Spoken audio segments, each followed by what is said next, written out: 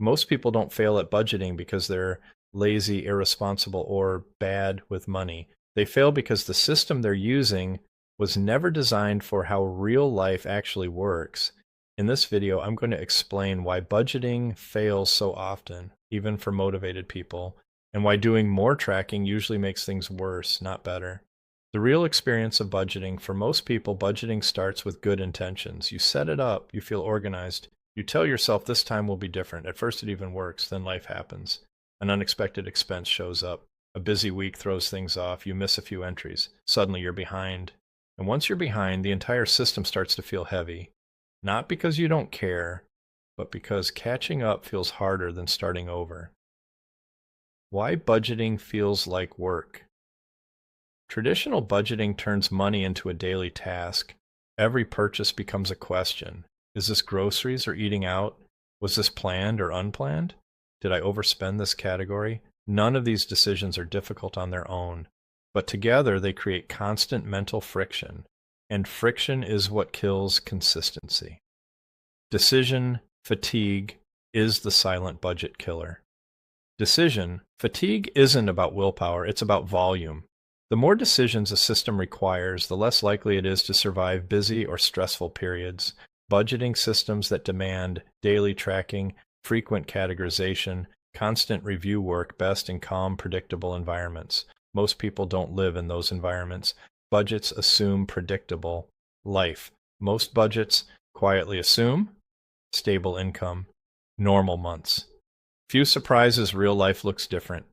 Income fluctuates, expenses spike, social plans pop up, energy levels change.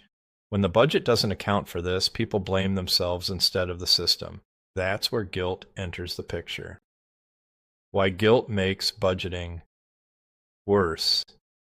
Most budgeting tools are designed to highlight mistakes, red numbers, overages, alerts. This kind of feedback doesn't create clarity, it creates shame. And shame leads to avoidance. People don't stop budgeting because they don't care. They stop because looking at the numbers feels emotionally heavy. Once avoidance sets in, the system collapses. What budgeting is supposed to do. A budget is not supposed to control you. It's not supposed to punish you. And it's not supposed to require constant attention. At its core, a budget is meant to do two things: create awareness, set boundaries. If a system requires perfect behavior to work, it's not a good system. The mistake most people make. When budgeting fails, most people respond by doing more categories, more rules, more tracking, more apps. But complexity doesn't fix friction. Transition to a better approach. So if tracking every dollar doesn't work long term, what does? The answer isn't more discipline. It's fewer decisions. It's a system that works even when attention and motivation are low. It amplifies it. A better approach: constraints. Instead of tracking every dollar, focus on constraints. Constraints reduce decisions. Decisions create fatigue. A good system makes the right behavior automatic, not effortful. Step 1, separate money by function. This is the foundation. Instead of keeping all money in one account, separate it by purpose. One account for bills, one account for spending, one account for savings. Bills are predictable. Spending is flexible. Savings is protected. This single change eliminates a huge amount of uncertainty. You stop wondering whether rent will clear. Overspending becomes obvious immediately. Savings stops being accidentally spent. Step 2, replace categories with limits. Most budgets fail because there are too many categories. Instead of dozens of rules, use one simple limit. If it's not a bill, it comes from the spending account. That's it. When the account is full, spending feels easy. When it's low, spending slows down naturally. No spreadsheets, no guilt, just boundaries. Why this works? Psychologically. This works because it matches how people actually behave.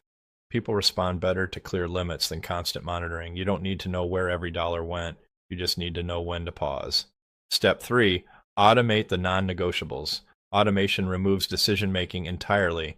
Bills get paid automatically. Savings moves automatically. Minimum debt payments happen automatically. You don't need discipline for things you don't manually manage. This is where consistency comes from. Step 4, review monthly, not daily. Daily tracking is where burnout happens. Instead, review once per month. Look at totals, not details. Ask simple questions. Did bills get paid? Did savings grow? Did spending feel reasonable? If yes, the system is working. What this system protects you from, this approach protects you from decision fatigue, guilt cycles, app hopping, all or nothing thinking. It's designed to survive imperfect months because imperfect months are normal. Who this is especially good for this system works best if budgeting has never stuck for you. Tracking stresses you out. Income isn't perfectly predictable. You want progress, not perfection. If budgeting hasn't worked for you before, that's not a personal failure. It's a system mismatch. Key takeaway. Budgeting fails when it demands constant attention. Money improves when the system reduces decisions, creates clear limits. Works even when motivation is low. You don't need more tracking. You need a structure that works by default. If you want calm, practical guidance that makes money feel simpler instead of more stressful, subscribe to Money Simplified. Progress beats perfection every time.